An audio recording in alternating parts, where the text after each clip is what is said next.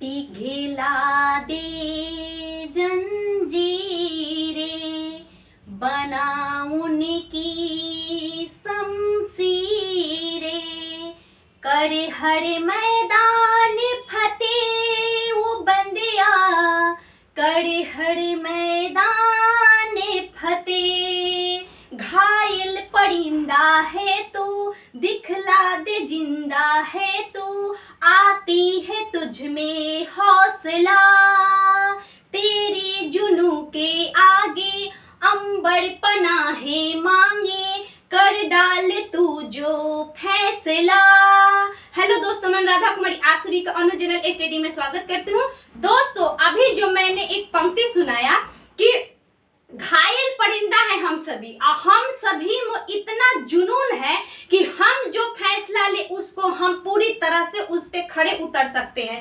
दोस्तों, आज हमारा मेन टारगेट है बिहार एसएससी जो सीजीएल है यानी सचिवालय का जो पद है उसके बारे में टारगेट करना। मात्र हम लोगों के पास 45 दिन का ही समय है, और 45 दिन में आप सभी को पता है कि 26 नवंबर 27 नवंबर को इसका एग्जाम कंडक्ट करने के लिए बिहार एसएससी ने इसका समय निर्धारित भी कर दिया है। ठीक है, अब देखिए आगे क्या होता है, लेकिन हम सभी को टारगेट लेकर पढ़ना है और हम सभी को एक बार फिर वो जुनून लाना पड़ेगा, वो हौसला, वो हम लोगों के पास ऐसी जुनून हो जो हम बिहार एसएससी को पार कर जाए, क्योंकि बिहार एसएससी एक ऐसा पोस्ट है, आप सभी को पता होगा कि लेवल 7 का यह नौकरी है, और लेवल 7 का नौकरी लेना नामुमकिन है, बहुत मुश्किल है, क्योंकि इसमें जो है लगभग 13 लाख फॉर्म गिरा है, और 13 लाख फॉर्म में आप ये भी जानिए कि जो ऑलरेडी सिलेक्टेड है वो 50% से ज्यादा इसमें आएंगे,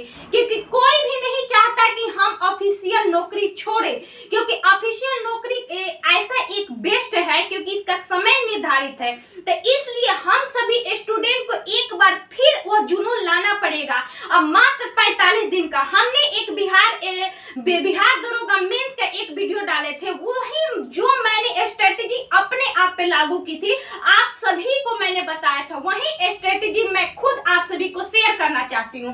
आप सभी इसको पूरा देखिएगा और पूरा अच्छे से समझिएगा। अब दोस्त अच्छा लगे तब वीडियो को लाइक कीजिएगा। देखिए, यहाँ मेरा टारगेट है बिहार एसएससी सीजीएल 3 जो बिहार एसएससी का पोस्ट है। इसका देखिए सबसे पहले आप सिलेबस जानिए कि इसका सिलेबस क्या है। तो देखिए इसमें 2 पेपर होता है, ठीक है, यानी 2 एग्जाम होता है, एक तो प्रीलिम्स होता है, एक मेंस होता है। प्रीलिम्स का जो क्वेश्चन पूछा जाता है वही मेंस में पूछा जाता है।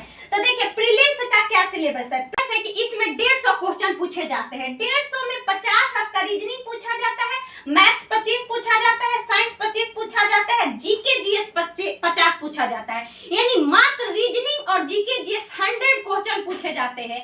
और ये 100 क्वेश्चन हम लोगों का समझिए ना कि जो बिहार दरोगा बीपीएससी चाहे अदर एग्जाम का तैयारी करते हैं जीके जीएस वाला, उनका मेन यही टारगेटिंग होगा जीके जीएस पे। ठीक है, और देखिए किसी भी एग्जाम निकालने के लिए आपको एक सब्जेक्ट पे फोकस करके आप एग्जाम नहीं निकाल सकते हैं।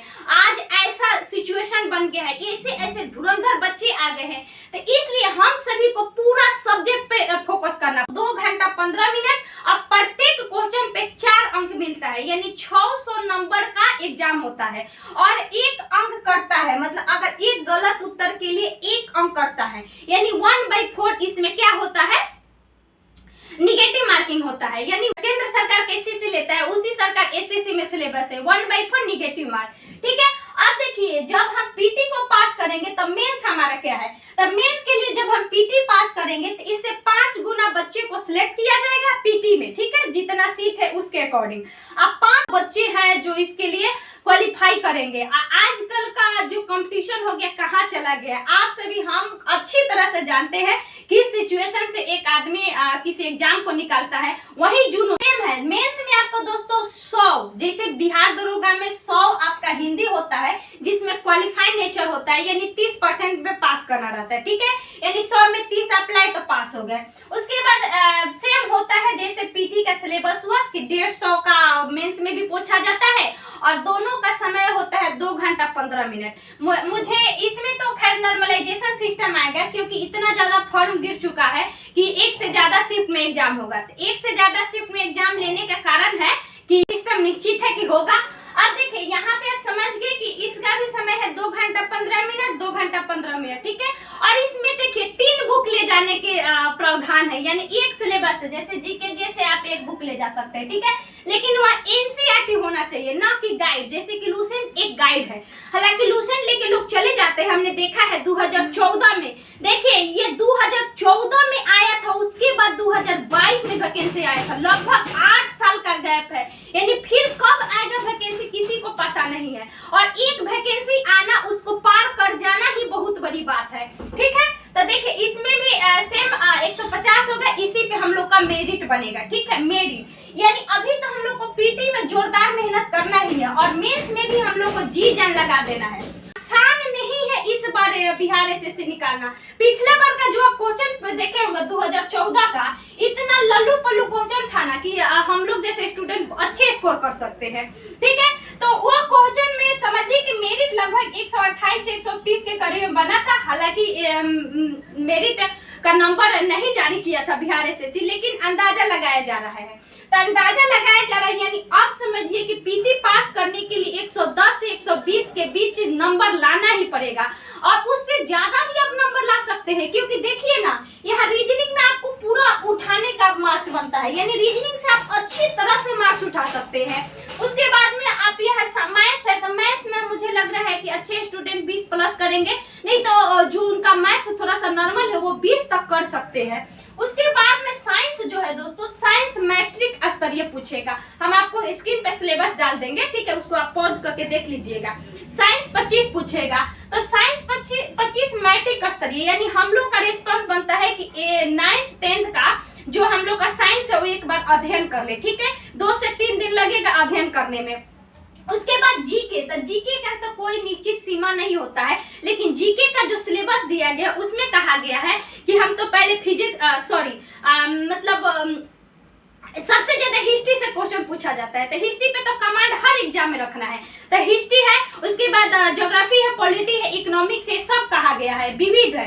उसके साथ साथ कहा गया है कि समसामयिकी यानी करेंट अफेयर्स भी पूछे जाएंगे, और करेंट अफेयर्स पूछने के क्रम में आपको बिहार के संदर्भ में, देश के संदर्भ में, अंतर्राष्ट्रीय सब पे कमांड रखना है, ठीक है। और साथ में ये भी लिखा गया कि बिहार के संदर्भ में राष्ट्रीय आंदोलन में जो भूमिका हुआ है, जैसे कि महत्वपूर्ण भूमिका, भारत छोड़ो आंदोलन, आजाद रास्ता, बहुत बार पूछता है, हर एग्जाम में पूछ देता है, ठीक है। तो ये सबको थोड़ा सा हम लोग के एक बार बिहार स्पेशल में पढ़ना होगा, क्योंकि एक्चुअली सिलेबस दिया गया है और ये उतना पूछता नहीं है, ठीक है। तो ये समझ गए कि क्या पूछता है। अब चलिए हम यहाँ पे देखते हैं कि कैसे हम 45 दिनों में टारगेट को पूरा करें। तो हम लोग को क्विक सिलेबस पकड़ना पड़ेगा। क्विक का मतलब कि 5 दिन, जैसे कि हमने बिहार दरोगा में आप लोग 65 दिन का स्ट्रेटेजी बताया था कि आप 20 दिन का टारगेट लीजिए, 10 दिन का टारगेट लीजिए कि हिस्ट्री खत्म कर देना है, 10 दिन का टारगेट लीजिए कि पॉलिटी खत्म कर देना है, 10 दिन का टारगेट लीजिए कि ज्योग्राफी। आप कितना भी क्यों ना पढ़े हो, हम मानते हैं, लेकिन एक बार आप सिलेबस को पूरा जरूर पढ़ जाइए। अगर, क्योंकि अभी हम लोग ग्रुप डी में बच्चे जुड़े हुए थे, रेलवे में जुड़े हुए थे, तो जो बच्चे रेलवे ग्रुप डी में है ना, उनको किसी प्रकार का कोई, ये तो समझिए को पूरी तरह से रीजनिंग मैथ्स में नंबर उठाएंगे, साइंस में नंबर उठाएंगे। तो जो बच्चे हम लोग जैसे के स्टूडेंट, हम लोग बिहार दरोगा बीपीएससी में लगे हुए थे, तो हम लोग को उतना मैथ्स रीजनिंग पे कमांड थोड़ा सा कम हो गया, तो हम लोग को मेहनत करना पड़ेगा, ठीक है। तो मेहनत, चाहे जिन बच्चे का जीके जीएस नहीं है, कृपया करके वो मैं कहूंगी कि जीके जीएस पर आप जरूर मेहनत कीजिए, क्योंकि जीके जीएस के बदौलत आप इसमें रिजल्ट नहीं ले सकते हैं, क्योंकि यहाँ देख रहे हैं ना आप सोर्सेज जीके जीएस का 50 मार्क्स, ठीक है। अब यहाँ पे क्विक रिवीजन में हमने बताया कि आप टारगेट सेट कीजिए कि कितना दिन में करना है। अगर मुझसे कोई पूछे तो मैं 10-10 दिन का टारगेट ले बताऊंगी कि 10 दिन में आपको तो पूरा हिस्ट्री उठाना है, आपको एंशिएंट से लेकर मॉडर्न तक ले हिस्ट्री खत्म, ठीक है। 5 दिन का टारगेट पॉलिटी में, 5 दिन बहुत ज्यादा है अगर पॉलिटी में 5 दिन लिया जाए, कि इतना ज्यादा नहीं है लूसेंट का, ठीक है। उसके बाद में आप देखा जाए कि 5 दिन आप ज्योग्राफी में आराम से कर सकते हैं। ज्योग्राफी, खैर ज्योग्राफी वर्ल्ड में थोड़ा सा टाइम लगता है, तो 10 दिन का लीजिए, तो 10-10-20 दिन हो गया। फिर उसके बाद 5 दिन आप विविध में ले लीजिए, 5 दिन विविध में, ठीक है। और उसके बाद देखिए, ये हम जो बोल रहे हैं ना, हमने बिहार दरोगा में बोला था, हम खुद वैसे ही फॉलो किए थे, और मेरा थोड़ा सा तैयारी, इसमें जो बच्चे बिहार एसएससी की तैयारी करेंगे वो बिहार दरोगा में भी फाइट करेंगे, बिल्कुल करेंगे, क्योंकि देखिए ना यहाँ पे सेम वैसे ही चल रहा है, तो इसलिए आप दोनों को लेकर चलिए। आप देखें यहाँ पे टारगेट फुल रिवीजन का हमने बता दिया कि आप सीमा टारगेट कीजिए। हम 5-5 दिन, हिस्ट्री में 10 दिन बोलेंगे देने के लिए। करेंट अफेयर सबसे महत्वपूर्ण है दोस्त, करेंट अफेयर। तो हम तो करेंट अफेयर्स के लिए हमेशा हर बच्चे को सलाह देते हैं कि डेली बेसिस पे पढ़िए, यानी डेली पढ़िए, 10-15 मिनट का कोई भी उठा लीजिए करेंट अफेयर्स का वीडियो। जरूरी है कि पूरा इतना था देखेंगे, 10 मिनट का उठाइए, उसको रिवाइज करिए, ठीक है। डेली बेसिस पे पढ़ने का एक फायदा होता है कि आज तो हम जान जाएंगे पीछे क्या हुआ, वो लोग खुद बता देते हैं कि पीछे ये चीज हुआ, ये चीज हुआ, तो हम लोग को कमांड हो जाता है। साथ में आप मैगजीन जरूर लीजिए। मैगजीन में आप एडुटेरिया का मैगजीन है, चाहे स्पीडी का, ये बहुत बेस्ट मैगजीन है। ये दोनों पे कमांड करना भी बहुत बड़ी बात है, ठीक है। तो करेंट अफेयर्स को मैं कहूंगी कि पर डे आज से ही 1 घंटा आप 1 घंटा जरूर दें। करेंट अफेयर्स को आप छोड़े नहीं, ठीक है, करेंट अफेयर। उसके बाद मैथ्स को आपको पढ़ना पड़ेगा, ठीक है। जैसे हमने जीके जीएस को बोला कि 10 दिन 5 दिन लीजिए, उसी तरह मैथ में भी टारगेट लीजिए कि आज हम हिस्ट्री पढ़ रहे हैं भाई, तो आज हम मैथ्स खत्म करेंगे। यानी मान लीजिए कि अगर हम 5-10 दिन हम हिस्ट्री का ले लिए टारगेट जीके जीएस में, तो हम इसी में 2 सब्जेक्ट लेके चलेंगे। एक तो हम लेके चलेंगे रीजनिंग को लेके चलेंगे कि रीजनिंग का नॉन वर्बल दोनों पूछा जाएगा, ठीक है, ये सिलेबस में दिया गया है। तो रीजनिंग का भी इसी के साथ लेके चलिए कि 10 दिन में रीजनिंग खत्म, फिनिश, ठीक है। अब उसके बाद सेट पे, और 10 दिन में नहीं खत्म हुआ तो भाई डेली पढ़ेंगे, ठीक है। उसके बाद में मैथ्स का तो आप छोड़िए नहीं, क्योंकि मैथ्स डेली बनाइए, डेली बनाना पड़ेगा मैथ्स, कोई भी स्टूडेंट है, क्योंकि मैथ्स भी है, कोई आसान सब्जेक्ट नहीं है, ठीक है। और जीके जीएस पे तो समझिए ना कि जो हम 8 से 10 घंटा समय लिखे है ना, अगर बिहार एसएससी मेन टारगेट है तो बिहार एसएससी मेन टारगेट है तो 10 से 12 घंटा रख लीजिए, लिख लीजिए कि देना है, ठीक है। तो इसके अकॉर्डिंग अगर हम 2 घंटा मान लीजिए कि हिस्ट्री पर दे रहे हैं, 1 घंटा करेंट पर दे रहे हैं, 3 घंटा, और हम 2 घंटा के करीब में चाहे हम रीजनिंग पर देंगे, ठीक है, क्योंकि रीजनिंग भी आसान नहीं है। जो नए बच्चे हैं जिनको कमांड है 1 घंटा दीजिए, तो आपका 4 घंटा हो गया। फिर ये 3 सब्जेक्ट हो गया, और साथ में साइंस लेके चलिए, क्योंकि साइंस भी नहीं छोड़ सकते हैं, ठीक है, साइंस लेके चलिए। और उसके अलावा 6 घंटा तो मुझे लग रहा है कि सिलेबस पढ़ने में जाएगा, और 6 घंटा के बाद 2 घंटा हम कहेंगे किसी भी स्टूडेंट को तैयारी करने के लिए उनको ना प्रीवियस ईयर और सेट अधिक से अधिक बनाना चाहिए। मैं सबसे ज्यादा मारती हूँ, और सेट मारने से एक फायदा होता है कि अपना स्ट्रेंथ पता चलता है कि मेरा कमी कहाँ है, मैं मार्क्स कहाँ पे उठा पा रही हूँ, तो उस चीज को हम नेगलेक्ट करेंगे, जहाँ कमी है उसको हम देखेंगे। हर स्टूडेंट का यही टारगेट होना चाहिए, ठीक है। तो एक आप सेट बनाइए, आज अगर सेट बनाए तो भाई कल हम उसका फुल डिस्क्राइब करेंगे, फुल डिस्क्राइब, एक भी नहीं छोड़ेंगे, ना मैथ छोड़ेंगे, ना रीजनिंग छोड़ेंगे, ना जीके छोड़ेंगे, ना साइंस छोड़ेंगे, सबको पूरा रिवीजन करेंगे, उसको लिखेंगे, क्योंकि ऐसे होना चाहिए और वैसे ही बनाना ही चाहिए। क्योंकि क्विक रिवीजन जब किया जाता है ना, तो क्विक रिवीजन के समय वही बहुत फायदा आता है।